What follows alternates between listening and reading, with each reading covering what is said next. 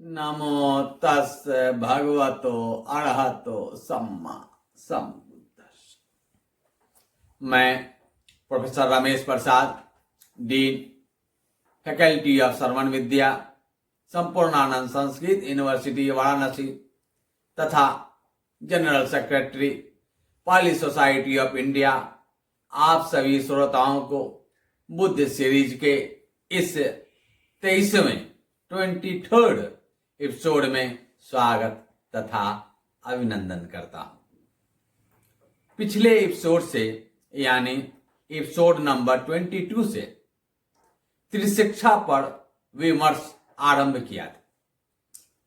उस एपिसोड में त्रिशिक्षा के अंतर्गत आने वाले सील पर यानी मोरालिटी पर, वर्च्यूज पर विस्तार से चर्चा हुई थी। समाधि तथा प्रज्ञा पर चर्चा होनी है। पहले समाधि को देखते हैं। आर्य अष्टांगिक मार्ग का 8वां अंग सम्मा समाधि है। सम्मा समाधि ही समाधि है जिसकी चर्चा हम लोग एपिसोड नंबर 15वें एपिसोड में कर चुके हैं। वहां समाधि के कुछ पहलू छूट गए थे। उन छूटे हुए अंशों को समाधि की पृष्ठभूमि के साथ इस एपिसोड में देखेंगे। सम्मा समाधि में हमने देखा था कि कुशल चित्तस्य एकाग्रता समाधि, अर्थात कुशल चित्त की जो एकाग्रता है वही समाधि है। लेकिन चित्त स्वभावतः चंचल तथा चपल होने के कारण एकाग्र नहीं हो पाता। प्रतीत समुत्पाद वाले एपिसोड में हमने देखा था कि बिना कारण के किसी कार्य की उत्पत्ति नहीं होती है। इमस्मिन् असति इदं न होती। अगर मन एकाग्र नहीं हो पा रहा है, चित्त की एकाग्रता अगर नहीं है, तो उसका कारण है। वह अकारण नहीं है, वह कारण है निवरण। निवरण के कारण ही मन एकाग्र नहीं हो पाता है। कामछंद, व्यापाद, थीनमीद, उद्धच कुकुच तथा विचिकित्सा, ये 5 निवरण है जिनकी विस्तृत चर्चा सम्मा समाधि वाले एपिसोड में कर चुके हैं। अगर निवरण को नष्ट कर दिया जाए तो हमारा मन भी, हमारा चित्त भी एकाग्र हो जाएगा। निवरण को नष्ट करने के लिए 5 ध्यान अंग यानी ध्यान के 5 अंग भगवान बुद्ध द्वारा बतलाए गए हैं। वे 5 ध्यानांग हैं। वितक्क, विचार, प्रीति, सुख तथा एकाग्रता। इनकी भी विस्तृत चर्चा सम्मा समाधि वाले एपिसोड में, एपिसोड नंबर 15 में की जा चुकी है। इन 5 ध्यानांगों के उत्पन्न होते ही सारे निवरण नष्ट हो जाते हैं और मन, हमारा चित्त एकाग्र हो जाता है। जब वह एकाग्रता कुशल चित्त की होती है तो उसे ही समाधि कहते हैं, वही समाधि है। यह तो रही पृष्ठभूमि। इतना तक हम लोग पूर्व के एपिसोड में देख चुके हैं। अब इसके आगे देखते हैं। समाधि के लिए, समाधि भावना के लिए 40 विषयों, 40 आलंबनों का विधान किया गया है। इन 40 विषयों को पाली में कमट्ठान तथा हिंदी में कर्मस्थान कहा जाता है। इन 40 कमट्ठानों को 7 वर्गों में विभाजित कर रखा गया है। इन 40 कमट्ठानों का विस्तृत विवरण तो यहां संभव नहीं है, लेकिन इसे संक्षेप करके तो देख ही सकते हैं। देखते हैं वे क्या। कमट्ठान यानी समाधि के कर्म स्थान। इनके 7 वर्गों में से पहला वर्ग है कसीन। कसीन का सामान्य अर्थ संपूर्ण, सकल, समस्त होता है, लेकिन यहां यह ध्यान भावना के अर्थ में प्रयुक्त है। कशीन के अंतर्गत ध्यान भावना के 10 कमठान 10 क्रम स्थान बतलाए गए हैं। पहला कशीन है पठवी कशीन यानी पृथ्वी कशीन। इसमें ध्यानी अभ्यासी योगावचर मिट्टी के गोले को ध्यान का आलंबन बनाता है। दूसरा कशीन है आपो कशीन। आप का अर्थ जल होता है। यहां योगावचर शुद्ध जल की ध्यान भावना करता है। कशीन का तीसरा प्रकार है तेजो कशीन। तेज का अर्थ अग्नि होता है। इसमें अग्नि को ध्यान का आलंबन बनाया जाता है। चौथा कशीन है वायु कशीन। जो वायु जो एयर हमारे शरीर को स्पर्श करता है, टच करता है, उस वायु को निमित्त बनाकर ध्यान भावना की जाती है। पांचवा है नील कशीना।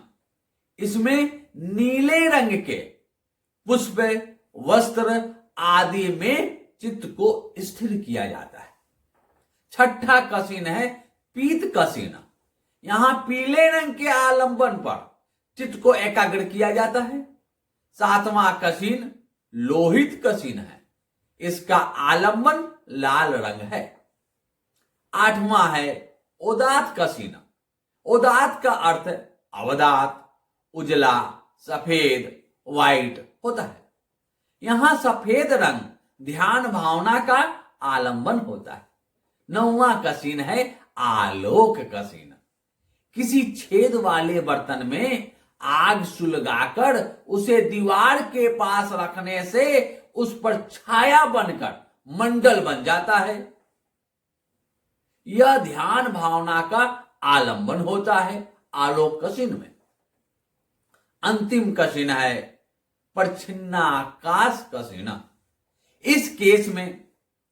इस कशीन में दरवाजे, खिड़की या ताले के छेद को ध्यान भावना का आलंबन बनाया जा सकता है। कपड़ा अथवा अन्य किसी वस्तु में छेद करके भी उस छेद को, उस छिद्र को कर्मस्थान, कमठान बना सकते हैं। यह तो हुआ पहला वर्ग। दूसरा वर्ग है अशुभ कशीन। इसके अंतर्गत भी 10 कशीन है। यहां अशुभ अशुभ से तात्पर्य मृत शरीर से है, शव से है। मन में वैराग्य उत्पन्न करने वाली मृत शरीर की 10 अवस्थाओं को कमठान बनाया गया है।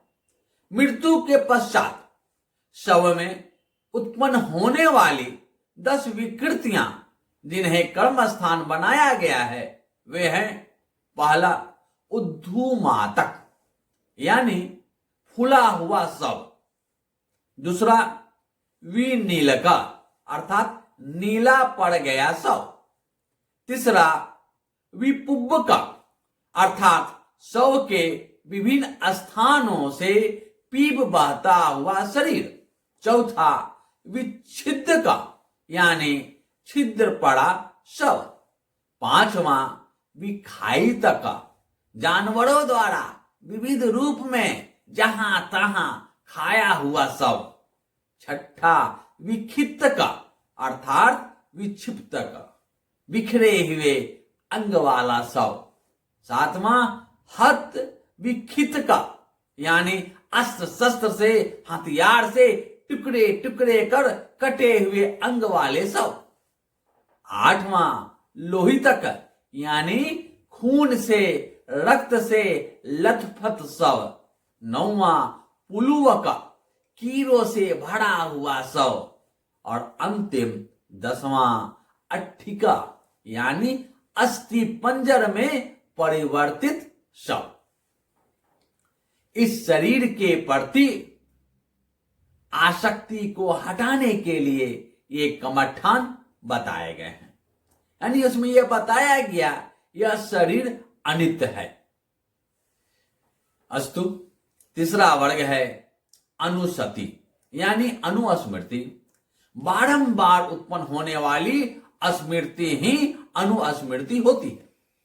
चित्त की एकाग्रता के लिए 10 अनुस्मृतियां बतलाई गई है। पहला अनुसति है बुद्धानुसति, यानी बुद्धानुस्मृति। भगवान बुद्ध के गुणों का स्मरण करना बुद्धानुस्मृति है। सर्वाधिक लोकप्रिय जो बुद्धानुसति है, बुद्धानुस्मृति है, वह है इतिपिसो भगवा अरहं सम्मा संबुद्धो विद्याचरण संपन्नो सुगतो लोकविधि अनुत्तरो पुरुषदम सारथी सत्था देव मनुष्यानं बुद्धो भगवाति। अर्थात वह भगवान अरहत हैं, वह भगवान सम्यक संबुद्ध हैं, विद्या और आचरण से युक्त हैं, सुगत हैं, लोकविद हैं, अनुपम पुरुष दम्य सारथी हैं, देव मनुष्यों के शास्ता हैं, बुद्ध हैं और भगवान हैं। यहां बुद्ध की महानता 9 गुणों के रूप में प्रस्तुत की गई है। दूसरी अनुसति है धम्मानुसति। धर्म के गुणों को बारंबार स्मरण करना धम्मानुसति है। इन्हें इस रूप में स्मरण करते हैं स्वाखातो भगवतो धम्मो संदीटिको अकालिको एहि पश्चिको औपनयिको पच्चत्तं वेदितप्पो वियुहीति। अर्थात भगवान का धर्म सुआख्यात है, तत्काल फल देने वाला है, बाद में फल देने वाला नहीं है, यही दिखलाई देने वाला है, निर्वाण तक पहुंचाने वाला है और विज्ञों द्वारा अनुभूति जन्य है। धर्म की महानता को यहां 6 रूपों में प्रस्तुत की गई है। तीसरी अनुसति अनुस्मृति संग गुणों की है, संगानुसति। इसका स्मरण हम इस तरह करते हैं सुपटिपन्नो भगवतो सावक संघो उजुपटिपन्नो भगवतो सावक संघो याय पटिपन्नो भगवतो सावक संघो सामीजी पटिपन्नो भगवतो सावक संघो यदिदं चत्तारि पुरुषयुगानि अठ पुरुष पुगला एस भगवतो सावक संघो आहुनयो पाहुनयो दक्षिणयो अंजलि करणियो अनुत्तरं पुण्य खेतं लोकस्याति। अर्थात भगवान का श्रावक संघ सुमार्ग पर चलने वाला है, ऋजु मार्ग पर चलने वाला है, न्याय मार्ग पर चलने वाला है, उचित मार्ग पर चलने वाला है, जो 4 युगल और 8 पुग्गल है। यही भगवान का श्रावक संघ है। वह निमंत्रण के योग्य हैं, पाहुन यानी अतिथि बनाने के योग्य है, दान देने के योग्य है, हाथ जोड़ने के योग्य हैं और लोक के लिए सर्वोत्तम पुण्य क्षेत्र है। यहां संघ से तात्पर्य उन आर्य पुद्गलों से है जो 4 लोकोत्तर मार्गों तथा 4 फलों को प्राप्त है। मार्गों तथा फलों की दृष्टि से उनके 4 युगल तथा 8 व्यक्ति होते हैं। वे आर्य पुद्गल, पूज्य और दक्षिणार्ह हैं। उपरोक्त 3 स्मृतियां त्रिरत्न के विषय में हैं। पहली अनुस्मृति शास्ता के विषय में है, दूसरी आर्य मार्ग के विषय में है और तीसरी उन आर्य पुद्गलों के विषय में है जिन्होंने मार्ग पर चलकर परम लक्ष्य को प्राप्त किया है। अस्तु, चौथी अनुस्मृति शीलानुसति है। शीलानुस्मृति है चित्त की शुद्धि, पारिशुद्धि पर मनन करके शील अनुस्मृति का अभ्यास किया जाता है। उसे यह बात स्पष्ट हो जाती है कि शील के पालन से चित्त अनेक मलों से मुक्त हो जाता है। इसके फल स्वरूप चित्त शांत हो जाता है और समाधि की ओर प्रवृत्त हो जाता है। 5वीं अनुस्मृति त्यागानुसति है, यानी त्याग अनुस्मृति। यह दान के अभ्यास पर आधारित है। इसके फलस्वरूप लोभ और संप्रयुक्त मलों से चित्त के मुक्त होने पर योगावचर को सुख की अनुभूति होने लगती है। इससे भी चित्त समाधि की ओर प्रवृत्त हो जाता है। 6ठी अनुस्मृति देवता अनुस्मृति है। लोग श्रद्धा, शील, त्याग इत्यादि गुणों के कारण देव योनि में उत्पन्न होते हैं। योगावचर अपने अंदर विद्यमान इन गुणों पर भी मनन करता है। इसके परिणाम स्वरूप भी उसका मन शांत हो समाधि की ओर प्रवृत्त होता है। 7वीं अनुस्मृति मरणानुसति है। इस अनुस्मृति का विषय मृत्यु है। चूंकि जीवन के प्रति आसक्ति प्रबल होती है, अतः इस आसक्ति को कम करने के लिए मृत्यु के अनिवार्य स्वभाव पर मनन करते हुए इस अनुस्मृति का अभ्यास किया जाता है। 8वीं अनुस्मृति कायगता सती है।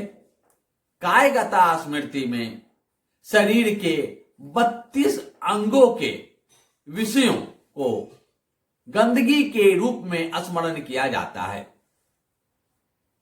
वे हैं केश, लोम, नख, दांत, चर्म, मांस, नस, हड्डी, हड्डी की मज्जा, विड़कक, हृदय, यकृत, क्लोमक, प्लीहा, फुफ्फुस, आंत, पतली आंत, उदरस्थ वस्तुएं, पखाना, पीत, कफ, पीब, लोहू, पसीना, मेद, आंसू, चर्बी, थूक, पोंटा, लसिका, मूत्र और मतलुंग। इन गंदगियों की बारंबार स्मृति करने पर काया के प्रति राग तथा संप्रयुक्त कलेश दूर होकर चित्त समाधि की ओर प्रवृत्त होता है। 9वीं अनुस्मृति है आनापान सती। यह श्वास प्रश्वास के विषय में है। सांस ले रहे हैं, सांस छोड़ रहे हैं, इस पर चित्त को बारंबार एकाग्र करना, उन्हें स्मृति में बनाए रखना आनापान सती है। 10वीं अनुसति है उपशमानुसति। उपशम सुख अर्थात निर्वाण के शांत स्वभाव को बारंबार स्मरण करना उपशमानुसति है। इस भावना से भी चित्त समाधि की ओर प्रवृत्त होता है। कमठान का चौथा वर्ग है ब्रह्म विहार। ये संख्या में 4 हैं। मेत्ता यानी मैत्री, करुणा, मुदिता तथा उपेक्षा यानी उपेक्षा। समस्त प्राणियों के प्रति मित्रता का भाव रखना, उन सबों के प्रति करुणा, दया की भावना रखना, सबों के प्रति प्रसन्नता का भाव रखना तथा सब में समभाव, समान भाव रखना ब्रह्म विहार है। इसकी विस्तृत चर्चा ब्रह्म विहार वाले एपिसोड में करेंगे।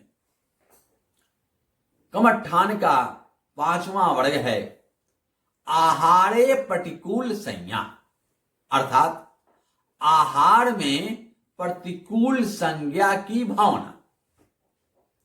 यह भावना 10 बातों को ध्यान में रखकर की जाती है। वे 10 बातें हैं। गमन अर्थात भिक्षा के लिए जाना, भोजन के लिए जाना। दूसरा पर्येषण अर्थात उसकी खोज करना। तीसरा परिभोग अर्थात उसे ग्रहण करना। चौथा, आशय यानी पित्त आदि आशयों में जाना। पांचवा, विधान अर्थात पेट में जमा हो जाना। छठा, अपरिपक्व यानी अजीर्ण की अवस्था। सातवां, परिपक्व यानी जीर्ण अवस्था। आठवां, फल अर्थात भोजन के जीर्ण या अजीर्ण होने पर उत्पन्न परिणाम।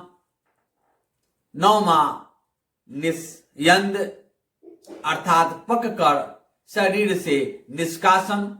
और अंतिम 10वां, संप्रक्षण अर्थात ग्रहण करते समय हाथ मुंह आदि में लग जाना। इस भावना के फलस्वरूप योगावचर में रस तृष्णा कम हो जाती है और उसका मन समाधि की ओर प्रवृत्त हो जाता है। छठा वर्ग है चतुर्धातु व्यवस्थान यानी चतुर्धातु व्यवस्थान। चतुर्धातु व्यवस्थान से तात्पर्य है पृथ्वी आपो तेजो वायु यानी पृथ्वी जल अग्नि तथा वायु। इन चार महाभूतों, इन चार धातुओं के अनुसार शरीर के स्वभाव को निर्धारित करना। इस भावना से समाधि की ओर प्रवृत्ति बढ़ती है। अंतिम 7वां वर्ग है आरूप यानी आरूप। ये चार हैं आकाशान च आयतनं, वियानं च आयतनं, आकिंचन आयतनं तथा नेव संज्ञा न संज्ञा आयतन। इनकी विस्तृत चर्चा हम अरूपावचर चित्तभूमि वाले एपिसोड में करेंगे। इस तरह 40 कमठान, 40 क्रमस्थानों को हमने देखा। आरूप के 4 कमठानों को छोड़कर शेष सभी कमठानों का संबंध रूप समाधि तथा रूप ध्यानों से है। इसलिए उसकी परिसमाप्ति रूप भूमि में होती है। आरूप के 4 कमठानों कर्मस्थानों का संबंध अरूप ध्यानों से है। इसलिए इनकी परिसमाप्ति अरूप भूमि में होती है। यही 40 कमठान समाधि के आलंबन हैं। किसी कल्याण मित्र की सहायता से कमठान को ग्रहण कर ध्यानाभ्यास के लिए अयुक्त अनुचित स्थानों का परित्याग कर युक्त उचित स्थानों का चयन कर ध्यान भावना प्रारंभ की जाती है। अब वह चित्त को विभिन्न विषयों से हटाकर उस विषय अथवा उस आलंबन पर लगाने का यत्न करता है। पर चित्त को एकाग्र करने में निवरण बाधा उपस्थित करते हैं। निवरण की चर्चा विस्तार से पूर्व के एपिसोड में की जा चुकी है। जब तक ये 5 निवरण कामछंद, व्यापाद, थीन मीद, उदज कुकुच तथा विचिकित्सा चित्त के साथ लगे रहते हैं, तब तक वह मन, वह चित्त एकाग्र नहीं हो पाता है।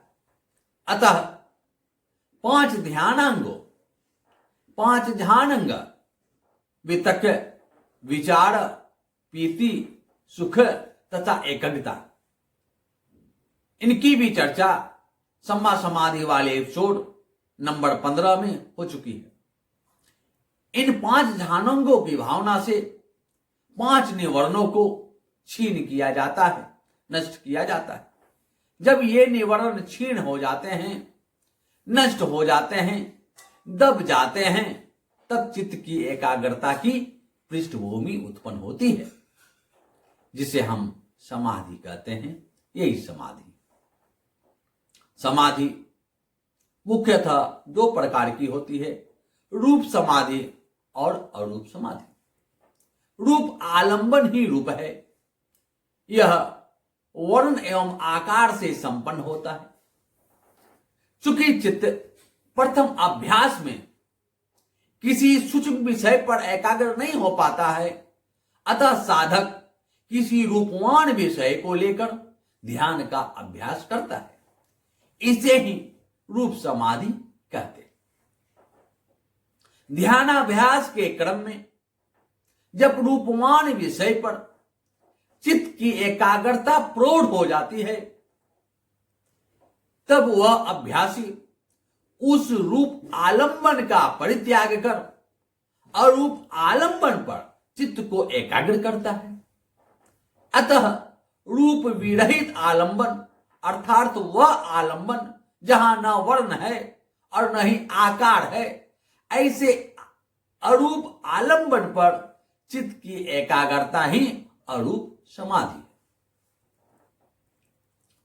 अभिधम की चर्चा के समय चित्त वाले एपिसोड में रूपावचर चित्त भूमि में रूप समाधि तथा अरूपावचर चित्त भूमि में अरूप समाधि को और विस्तार से देखेंगे, ताकि चित्त के परिशुद्ध स्वरूप, मंगलकारी कल्याणकारी स्वरूप से अवगत हो सके।